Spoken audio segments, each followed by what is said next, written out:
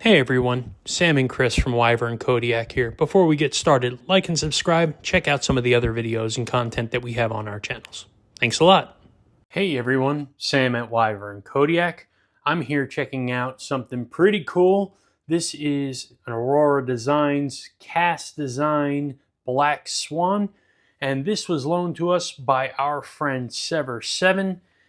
For those of you that don't know SevrSevn, go over and check out his channel. He does some incredible knife reviews. He's a great guy and a good friend to the channel, and we definitely appreciate him loaning us this knife to do a review on.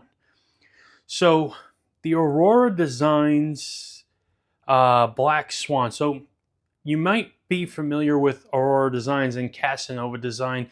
You might remember their first knife was the Neutron Star, and that did really well. So they are back with something else, and I wanted to unbox it in front of you because it's a whole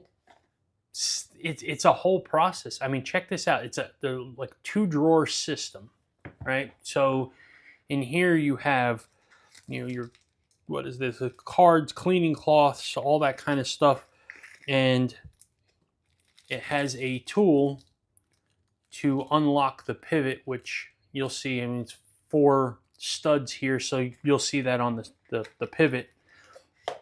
And then the lower drawer has the pouch with the knife in it.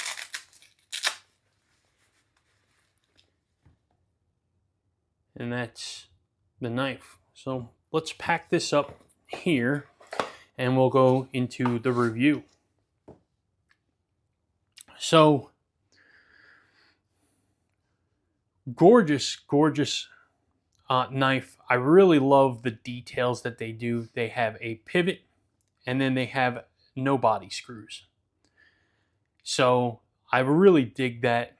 It's a zircuti pivot cap on this, star for a thumb stud, zirconium inlays. And this has some weight to it. For a smaller knife, this has some serious weight to it. We'll do some specs on this in a minute, but really cool swoop on the front flipper. A back spacer here with like a ridge on it. Fine little detail on that. Milled titanium pocket clip. And then you can see there that pivot that I had mentioned before that needs the specialty tool with the 4 studs on it. So really nice, and it is a liner lock. And there we are. That is the blade. It's a cool drop point blade, kind of swoops up here a little bit and then kind of dips off. Small little swedge at the end. It's got a hand satin flats and then bead blasted on the grind here. And it does come in M390. So typically I'm not a bead blast person, especially on high-end knives. It's just when you bead blast, you risk corrosion. It is M390, so I doubt this is going to be an issue here, but it is nevertheless bead blasted on this. And then these zirconium inlays here, I mean, they're gorgeous. They really did a beautiful job here with this like wavy feathered out pattern on this. Runs all the way to the front here, and it's just a gorgeous detail on it. Very nice. Yeah, very cool. So let's do some specs real quick. You've got 7.08 inches overall. It is a 3.15 inch blade, and the weight on this is 4.23 ounces. So for a smaller knife, you can feel it's got some weight, and the zirconium certainly does add to that, as well as these thick scales and a big backspacer on them. Size comparisons, I try to use knives that people are familiar with. So I'm going to use a Demko 80-20.5 and a Demko Shark Cub. And you can see it is pretty close to the Shark Cub size, maybe a smidge bigger than that, definitely smaller than the 80-20.5. And then we have a Benchmade bug out. And then we have a Vostede porcupine. And it is about porcupine size.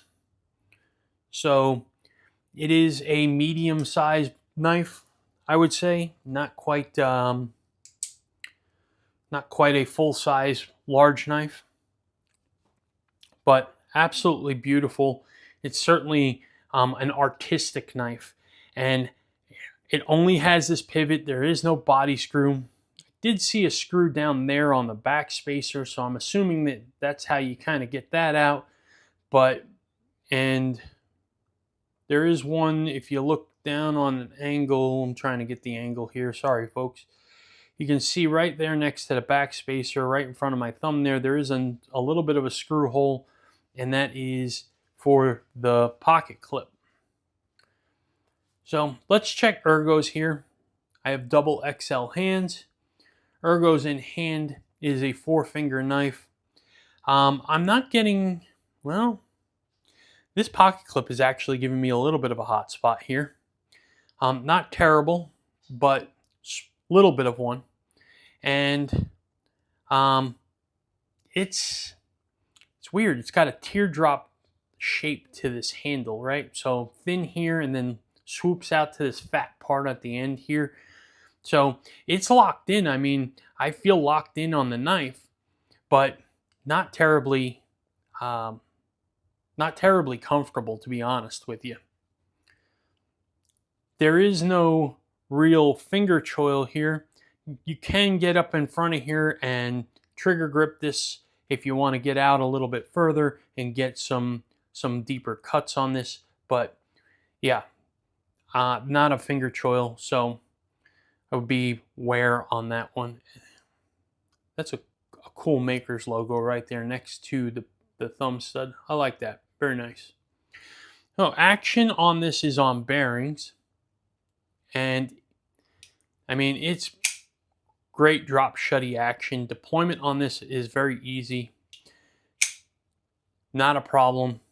Let's check the front flipper. Front flipper works pretty good.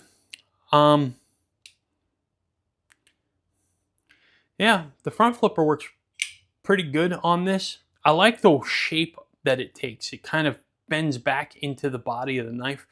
A really cool look on that. Unique detail. And I find that in a world full of, I've seen this 100 times, something fresh is always pretty cool to check out here. So it does have a good detent on it. It's not overly stiff, definitely not light. So I really like the detent on this. Reverse flick off of this works really well also. So let us check the pocket clip on this thing. Now, just looking down on this pocket clip here, there's a couple of concerns I have before we've even tested it. One is it loops over the top, right? It's curving this way. Whenever you do that, it's creating down pressure. And I understand that some people might think that's a good thing, but when you're trying to get the clip to lift, the pushing up against it is going to create a problem. Then the other thing is the ramp, it has an elongated space under there to get the fabric, but it doesn't have an elongated ramp right here. So when we push fabric in there, my guess is it's going to hit the corner of the pocket and it's going to be met with pressure like you're hitting a wall. So let's test that out and let's see how this pocket clip performs. We're going to use our test pants, and these are medium thickness jeans. For those new to the channel, I'm going to take the pocket clip, the pocket knife, I'm going to put it in the pocket, see how easy it is to go into the pocket, how well the retention is, how easy it is to come out of the pocket, any long-term damage that this would do to the edges, fraying and such on the pockets. So here we go. Let's take a look here. We're going in. And yeah, it is met with a lot of pressure. I had to really kind of, I mean, here I'm pushing, and yeah, once it's in, it does have good retention. So there's no risk that the knife is going to fall out of the pocket or anything like that. It does stick out of the pocket at least a half an inch, maybe a little bit more. So it is not a deep carry clip on this. It does stick out a little bit. Good retention on it.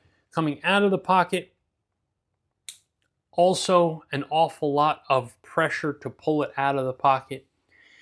And so,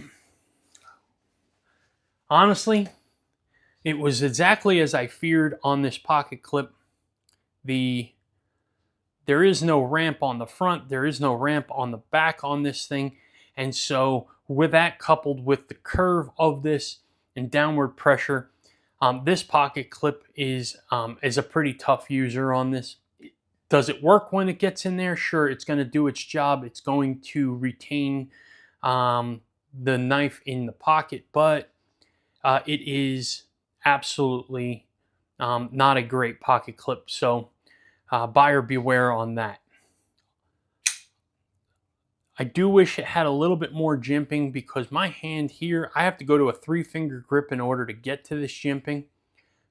So once I get here, I'm out further. So I do wish that there was a little bit more jimping on this. But fit and finish on this thing is outstanding. Do have a little bit of a hot spot over here when I'm bearing down on this knife. But it is a work of art. And I really do think that this knife is really cool. And I'm really happy that I did get a chance to check this out. And having no hardware, and this is the second day in a row that I've reviewed a knife that has no hardware, you know, it's starting to give me a little inspiration as a designer myself to think about how can I achieve that as well, because I really love a clean look on the scales here. So again, super cool knife to review though. I definitely appreciate SevrSevn sharing this with me and letting me check this out. And again, if you don't know him, head over to his channel. Great guy, does awesome knife reviews, and a big friend to the channel. So here's that time. Does anybody have any experience with Aurora Designs, Kass Design? Have you handled the Black Swan? Did you handle their first knife, the Neutron Star? I mean, that thing was super popular. Both of these knives really kind of sold out. So they've both done extremely well. Gorgeous knife, gorgeous designs that they do. Really high-end stuff. So we'd love to hear from you. Do me a favor, drop me a comment. If you're not already, like and subscribe to the channel. We appreciate that. We're coming up on 500. And we have a big giveaway for our 500 subscribers. And then follow our Instagram at @WyvernKodiak. And on Wednesdays, we do lives on YouTube. That's live in the Dragon's Lair. We love to talk knives, talk EDC, have some guests on, do whatever. So come hang out with us. We'd love to have you. We appreciate everybody's time, and I thank you. You have a great day.